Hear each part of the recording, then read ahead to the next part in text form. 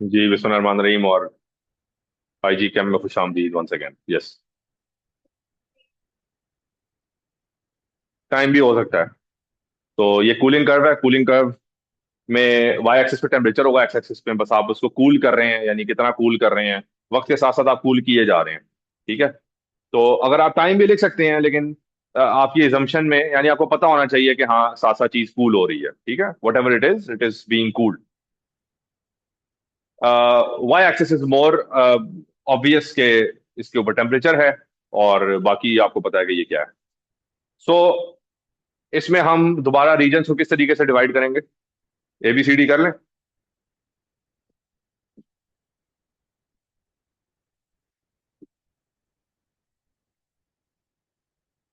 अब बताइए, ए कौन सी स्टेट होगी?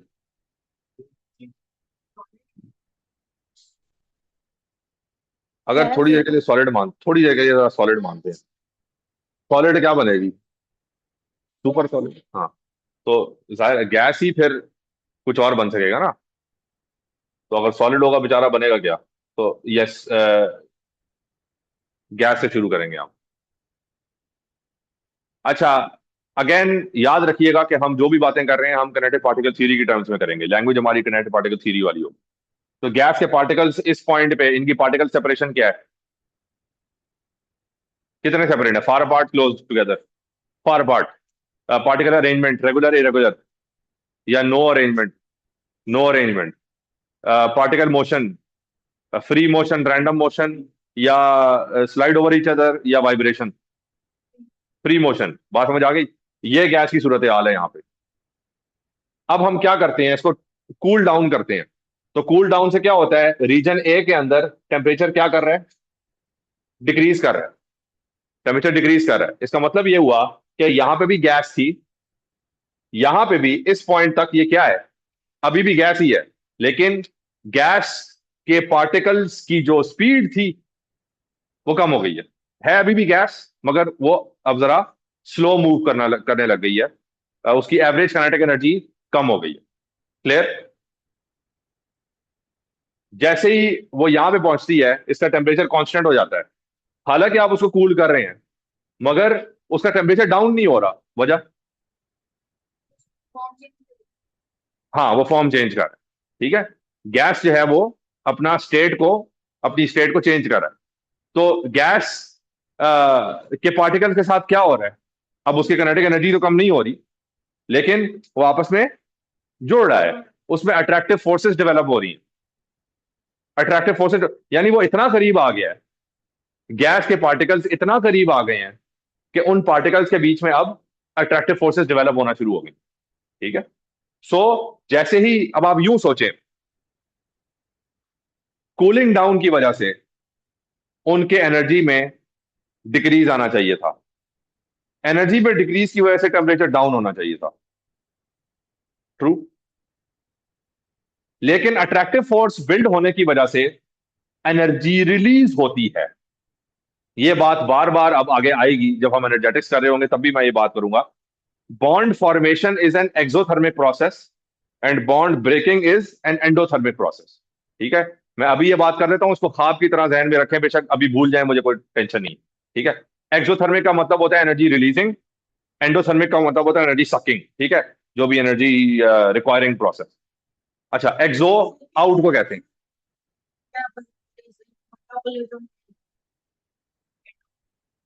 हाँ, काटा तो काटाबोलिज्म या कैटाबोलिज्म। ठीक है। काटना। अच्छा है, उस तरह आप याद रखें, वो बायो वाली वाला पार्ट हो गया, कैटाबोलिज्म और एनाबोलिज्म बनाना। खैर, सो वापस आ जाएं। हम अभी एक्सो एंडो की बात कर रहे हैं। एक्सो का क्या मतलब है? बाहर। बाहर। एक्सा, एक्सो, एग्जिट। ठीक है। कि बाहर जा रहा है, तो क्या बाहर जा रहा है? एनर्जी। एक्सोथर्म, थर्म का मतलब होता है हीट। तो थर्मोमीटर, हीट का मीटर। तो एक्सोथर्म या एक्सोथर्मिक, कि जो अपनी हीट बाहर निकालता है। को बात समझ आ रही है? तो एक्सोथर्मिक ऐसा रिएक्शन, एक्सोथर्मिक रिएक्शन ऐसा रिएक्शन जो कि अपनी हीट को बाहर निकालता है। तो बाहर निकालेगा, हम बाहर ही है ना। तो जब बाहर निकलेगा तो टेम्परेचर क्या होगा? ऊपर जाएगा, क्योंकि हीट बाहर निकल रही है। अच्छा। एंडोथर्मिक, एंडो का मतलब अंदर, एंडोथर्मिक थर्म यानी हीट अंदर जा रही है, तो एंडोथर्मिक बाहर से अंदर जा रही है, तो बाहर की कम हो गई, मॉलिक्यूल की ज्यादा हो गई, तो फिर टेम्परेचर क्या होगा, कम हो जाएगा। अब आइए वापस से, मैं क्या बात कर रहा था, bond breaking is an endothermic process. Bond breaking, bond breaking क्या है, कि दो चीजें जुड़ी हुई थी, आप उसको तोड़ने की कोशिश करते हैं, तो कैसे तोड़ेंगे, वो जान लगाएंगे ना, वो हिलाएंगे जुलाएंगे, उसके ऊपर जोर लगाएंगे तो फिर टूटेगा ना। वो जो जोर लगाएंगे, आपने क्या दे रहे हैं उसको, एनर्जी दे रहे हैं, एंडोथर्मिक, समझ आई। हाँ, तो आपने बाहर से एनर्जी उनको दे दी, तो बाहर की एनर्जी कम हो गई, समझ आई। आपने एनर्जी उनको दे दी, बाहर की एनर्जी कम हो गई, तो ओवरऑल ठंड, ठंड मॉल हो गया, ठीक है। तो क्योंकि आपने एनर्जी उसको दे दिया। अच्छा, एक्सोथर्मिक का क्या मतलब है, दो चीजें थी, उनके पास एनर्जी थी, इंडिपेंडेंटली उनके पास एनर्जी बहुत सारी थी।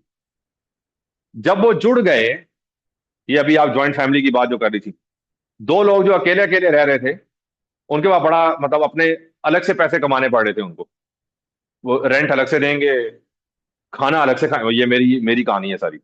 मैं, मेरा रेंट अलग है, मेरा खाना अलग है, मेरा बिस्तर अलग है, मेरा जो है ना इंटरनेट अलग है, मेरा बिजली अलग है, मेरी गैस अलग है, ठीक है। तो जितनी चीजें हैं, मैं अलग से खुद सारे पैसे मुझे कमा के उसके अंदर लगाने पड़ते हैं, समझ आई। मेरा खर्चा बहुत ज्यादा है। अगर मेरे सारे घर के फर्द उनका अपना अपना खर्चा हो, तो ये खर्चा बन जाएगा। लेकिन अगर हम इकट्ठे होके शेयरिंग कर लें, तो क्या होगा, I don't have to spend as much, because एक ही इंसान अगर खाना बना रहा है, तो उसी खाने में मैं भी खा लूंगा। मैं एक रेंट दे रहा हूं, मेरे स्पेस के अंदर और भी लोग रह लेंगे, ठीक है। मेरा इंटरनेट वो भी इस्तेमाल कर लेंगे, ठीक है। इट्स मोर देन, मतलब more than enough for one person, right. और लोग भी इस्तेमाल कर सकते हैं इंटरनेट, जिस तरह इस एकेडमी में कितने लोग इस्तेमाल करें। तो इसी तरह बिजली मिलके इस्तेमाल कर लेंगे, गैस मिलके इस्तेमाल कर लेंगे, बात समझ आ रही है।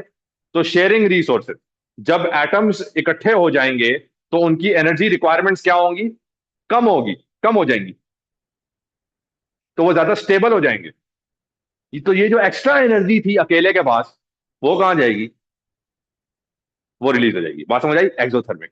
तो in short, in summary, bond formation, bond formation is an exothermic process, क्योंकि उसमें एनर्जी रिलीज आती है। And bond breaking is an endothermic process, क्योंकि उसमें एनर्जी दी जाती है, ठीक है। उनको अलग होने के लिए, जब भी आप कहेंगे अलग हो जाओ, वो कहेंगे अच्छा अलग हो जाऊं, तो मेरे खर्चे बढ़ जाएंगे, तो मुझे और एनर्जी दो फिर, अलग सिक्योरिटी मुझे अलग से चाहिए होगी, मूवमेंट के लिए मुझे अलग, मुझे हर चीज अलग से चाहिए, मुझे फिर और एनर्जी दो, ठीक है। बगैर इनफ एनर्जी के मैं अलग नहीं हो सकता, बात समझ आ गई। अब आइए यहाँ पे, ये सारी बातें, ये सारी कहानी आपको बाद में भी फायदा देगी इंशाल्लाह। लेकिन अगर अभी आप भूल भी जाते हैं, तो इतना बड़ा मसला नहीं है मुझे, क्योंकि इस चैप्टर में इतनी ज्यादा जरूरत नहीं है। गैस, गैस के पार्टिकल्स इंडिपेंडेंट है ना, अलग है ना, लिक्विड के पार्टिकल तो अलग नहीं है, जुड़े हुए हैं। तो जब गैस के पार्टिकल जुड़ने के लिए आते हैं, हाँ, जुड़ने के लिए इकट्ठे होते हैं, तो वो क्या करेंगे, अपनी एनर्जी को रिलीज करेंगे कि नहीं, समझ आई। तो उनका एनर्जी रिलीज करना और साइमल्टेनियसली कूलिंग होना, ये दोनों चीजें बैलेंस कर देती। अगर सिर्फ कूलिंग होती, तो टेम्परेचर नीचे जाता। अगर सिर्फ एनर्जी रिलीज होती, तो टेम्परेचर ऊपर जाता। सिर्फ कूलिंग और सिर्फ एनर्जी रिलीज दोनों कंबाइन हो गए, कूलिंग भी हो रही है मगर साथ में एनर्जी भी रिलीज हो रही है, तो क्या हुआ, बैलेंस आउट होके सीधी लाइन आ गई, बात समझ आई। यही काम हीटिंग कर्व में भी था, अगर आपको याद हो, यूं यूं यूं यूं, समझ आ रही है। तो उसमें क्या हो रहा था, आप गर्म कर रहे थे, यहां पे आग जला रहे थे, ठीक है, फ्लेम दे रहे थे आप, तो इसको आग मिल रही है, आग मिलने की वजह से टेम्परेचर रेज होना चाहिए, मगर दूसरी तरफ बॉन्ड टूट रहा है, बॉन्ड टूटने के लिए वो एनर्जी खींच रहा है, तो एनर्जी खींचने से टेम्परेचर नीचे होना चाहिए, लेकिन आग की वजह से एनर्जी ऊपर होनी चाहिए। और दोनों चीजें एक साथ हो रही हैं, तो वो फ्लैट लाइन बन जाती है, कि एनर्जी चेंज नहीं होती, बात समझ आई। सो हीटिंग कर्व के अंदर भी यही मामला था, और कूलिंग कर्व के अंदर भी यही मामला है। तो कूलिंग कर्व के अंदर जो बॉन्ड फॉर्मेशन की एनर्जी रिलीज होती है, वो कूलिंग को काउंटर करती है, और उस काउंटर करने की वजह से आपके पास स्ट्रेट लाइन आ जाती है। बात समझ आई? जब तक स्टेट चेंज होता रहेगा, इस स्टेट चेंज को क्या नाम दें? Gas converting into a liquid, क्या नाम दें? कॉन्डेंसेशन। जब तक कॉन्डेंसेशन मुकम्मल नहीं हो जाती, ये लाइन स्ट्रेट रहेगी, टेम्परेचर चेंज नहीं होगा। ये हम आइडियल कॉन्डेंसेशन की बात कर रहे हैं by the way. This is not just any condensation, क्योंकि हम कॉन्डेंसेशन को जब डिफाइन कर रहे होंगे, जब लिख रहे होंगे, तो उसके अंदर लिखेंगे कि इसमें टेम्परेचर रेंज वेरिएबल है एक। हाँ, मतलब ये स्ट्रेट लाइन असल में नहीं है, ये आइडियल कंडीशन है। समझ आई? इसके अंदर वो जो, जिस तरह हमने बॉइलिंग के अंदर भी इवेपोरेशन को खाते में नहीं डाला अभी, अगर मैं इवेपोरेशन को भी खाते में डालना शुरू कर दूं तो मेरी लाइन बहुत अजीब गरीब हो जाएगी। बात समझ आई? वो जो हीटिंग कर्व यूं स्ट्रेट स्ट्रेट नहीं रहेगा, डिफरेंट हो जाएगा। तो मैंने इवेपोरेशन को अभी काउंट ही नहीं किया। इसी तरह मैंने कंडेंसेशन का जो रेंज ऑफ टेम्परेचर को अभी काउंट नहीं किया। अभी मैंने अज्यूम किया कि कंडेंसेशन एक पर्टिकुलर टेम्परेचर पे हो रही है, वाटर के लिए 100। बात समझ आ रही है? ओके, इस पॉइंट पे वाटर की स्टेट क्या है? लिक्विड है। गुड, शाबाश। इस पॉइंट पे वाटर की स्टेट क्या है? गैस, शाबाश। बी के अंदर वाटर की स्टेट क्या है? वाटर की स्टेट क्या है? तो partially gas and partially liquid. बात समझ आई? कुछ है। हाँ, यहां पे ज्यादा गैस है, कम पानी है। यहां पे कम पानी है, यहां पे ज्यादा पानी है, कम गैस है। ठीक है, बात समझ आ रही है? लेकिन इधर से लेके इधर तक, यहां पे आप कहेंगे कि सारे गैस पार्टिकल्स हैं, यहां पे आप कहेंगे सारे लिक्विड पार्टिकल्स हैं, और इनके बीच में कुछ गैस पार्टिकल्स हैं और कुछ लिक्विड पार्टिकल्स हैं। बात समझ आ गई? अब चलिए आगे। ऑनलाइन लोगों, फरीहा एंड मोमिना, आप लोगों को बात समझ आ रही है? जी सर। Yes sir. अब आइए पार्ट सी में। पार्ट सी में टेम्परेचर डाउन हो रहा है, इसका मतलब है कि स्टेट चेंज हो रही है या एक ही स्टेट है? हाँ, तो अभी सी के दौरान एक ही स्टेट है या स्टेट चेंज हो रही है? एक ही स्टेट है, शुक्र है। तो अब कौन सी स्टेट है? लिक्विड है, गुड। Liquid state. तो लिक्विड स्टेट में क्या हो रहा है? कूल डाउन हो रहा है। टेम्परेचर नीचे हो रहा है कि नहीं? टेम्परेचर नीचे हो रहा है। काइनेटिक एनर्जी के साथ क्या हो रहा है? काइनेटिक एनर्जी कम हो रही है। इसका मतलब है जो वाटर पार्टिकल्स की मूवमेंट है वो स्लो डाउन हो रही है। क्लियर? डन हो गया सी, कोई और इसमें मसला तो नहीं है? अब आइए डी पे। डी को क्या नाम दे? फ्रीजिंग। फ्रीजिंग के दौरान क्या हो रहा है? टेम्परेचर चेंज हो रहा है? नो। नो। टेम्परेचर चेंज हो रहा है? जीरो से नीचे जा रहा है? डी में नहीं आ जा रहा। टेम्परेचर फिक्स्ड है। क्यों के ऊपर मैं बाद में आता हूं। टेम्परेचर फिक्स्ड है। और बताएं क्या हो रहा है? पार्टिकल्स, कौन से पार्टिकल्स? ये भी वाटर है, ये भी वाटर है, ये भी आगे भी वाटर ही होगा। वाटर की कौन सी स्टेट के पार्टिकल्स?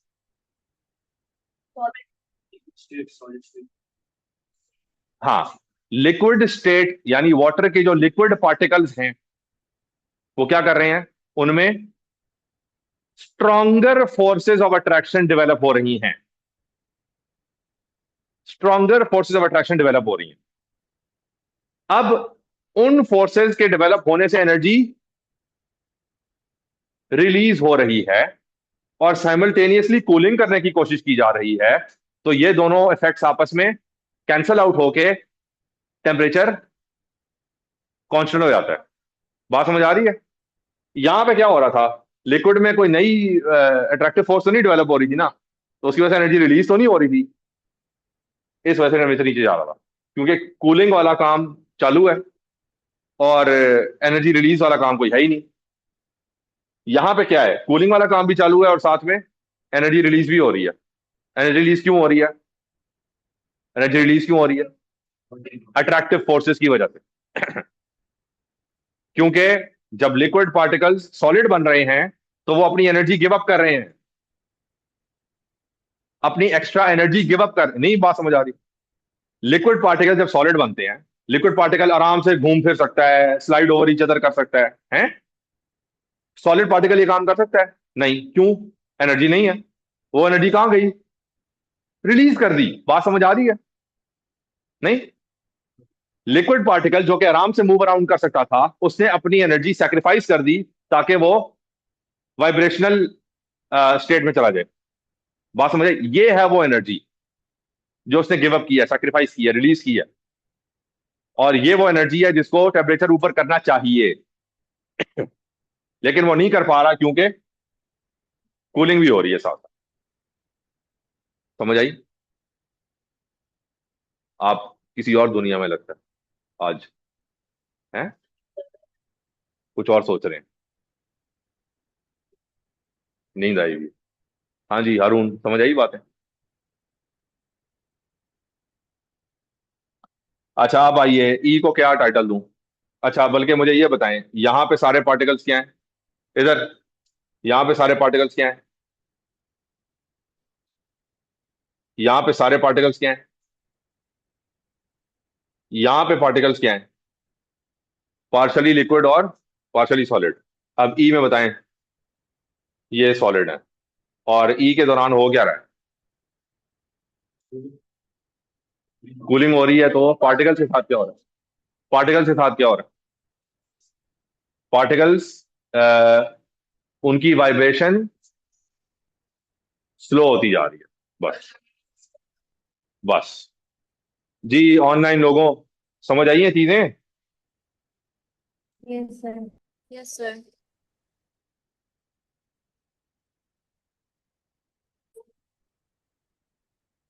चलें जी, अब हमने इसी की डिस्क्रिप्शन लिखनी है and I want you guys to tell me कि मैं क्या लिखूं। हाँ, ऑलरेडी लिख लिया? क्या बात है, जबरदस्त। तो फिर आप तो मुझे डिक्टेट कराएंगे, हैं? डिक्टेटर, ठीक हो गया। जी बताएं, reason A on the board, इसमें क्या हो रहा है? Gas particles are, gas particles lose energy, gas particles lose energy.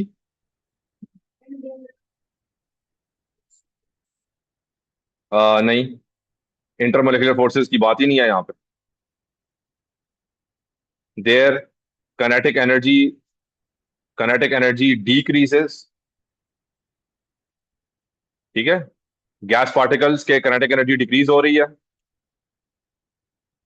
And they move closer together. ठीक है। टेम्परेचर को क्या होता है? टेम्परेचर को क्या हो रहा है?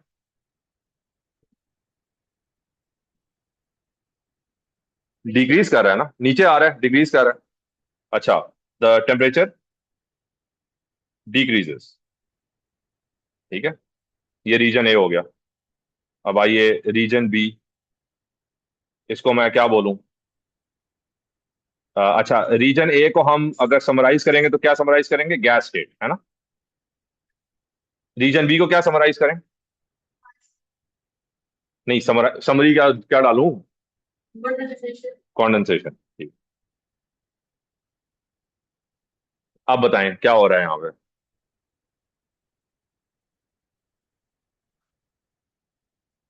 हाँ, गैस गैस पार्टिकल्स दिए हैं ना अभी, यहाँ पे, यहाँ पे गैस पार्टिकल्स दिए हैं ना। तो gas particles, gas particles lose enough energy such that, या यूं कर लेते हैं, gas particles gas particles come close enough to develop attractive forces between themselves. Gas particles जैसे जैसे क्लोज आते गए उनमें अट्रैक्टिव फोर्सेस डेवलप हो गई।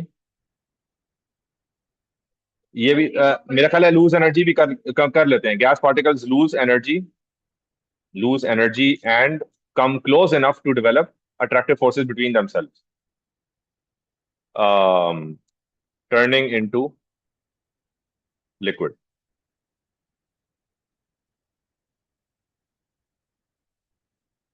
टेम्परेचर के बारे में बताएं। टेम्परेचर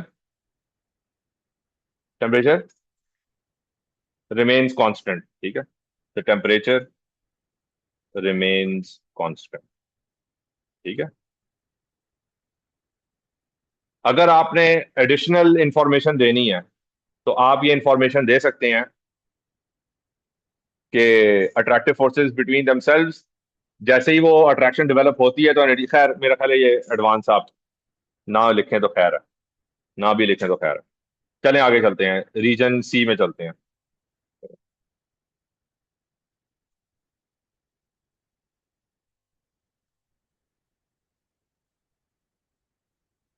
बताएं रीजन सी का मैं समरी क्या लिखूं। हाँ, लिक्विड लिख दूं, यानी ये लिक्विड स्टेट में ही रहेगा ना। आप बताएं क्या लिखूं।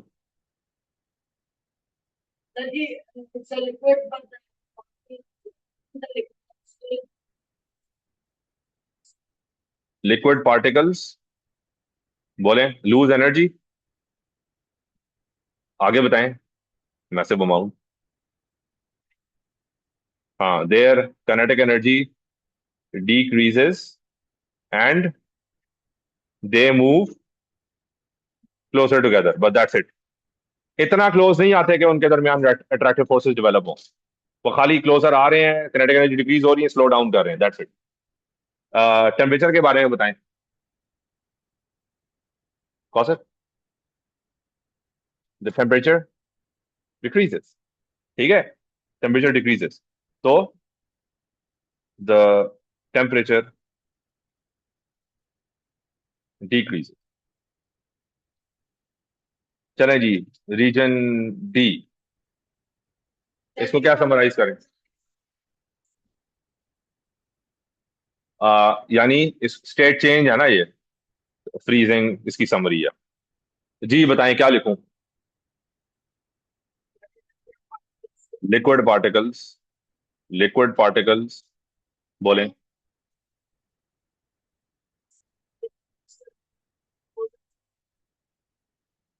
हाँ, liquid particles lose energy and come close enough to develop attractive forces between themselves, turning into solid, यानी टर्निंग सॉलिड जो भी। अच्छा, ये जो टर्निंग इनटू लिक्विड और टर्निंग इनटू सॉलिड को आप और एक्सपैंड कर सकते हैं। कैसे? आप ये कह सकते हैं कि develop force of attraction and moving into a position where they can only slide over each other now। ये बात थी रीजन बी में। रीजन डी में आप क्या कहेंगे? कमिंग क्लोज इनफ कि अब उनके दरमियान अट्रैक्टिव फोर्सेस हो गई हैं। Now they can only vibrate about their fix position, now they can not move past each other any more. बात समझ आ गई? टेम्परेचर की बात करें। The temperature remains constant. ठीक है, फाइनली रीजन ई बोलें। Region E summary, solid state, solid state. अब बोलें क्या हो रहा है इसमें। सॉलिड, सॉलिड पार्टिकल्स बोलें आगे। लूज एनर्जी, हाँ, their kinetic energy decreases and they move closer, मतलब क्लोजर टुगेदर तो कहना मुश्किल है। नहीं, देर मूव क्लोजर टुगेदर कह सकते हैं, ठीक है, स्लाइटली। लेकिन खैर, मोस्टली क्या होती है, देर वाइब्रेशन, हाँ, देयर वाइब्रेशन बिकम स्लोअर कह सकते हैं, या decreases, becomes less vigorous. Their vibration becomes less vigorous. The temperature, temperature के बारे में बताएं। The temperature decreases.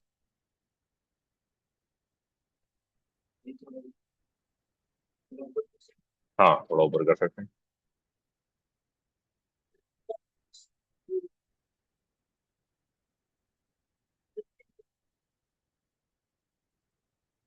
आपको सारा याद हो गया?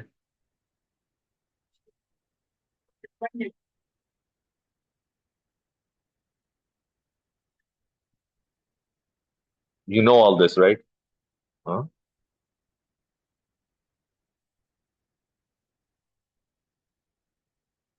हाँ जी, समझ आ गई।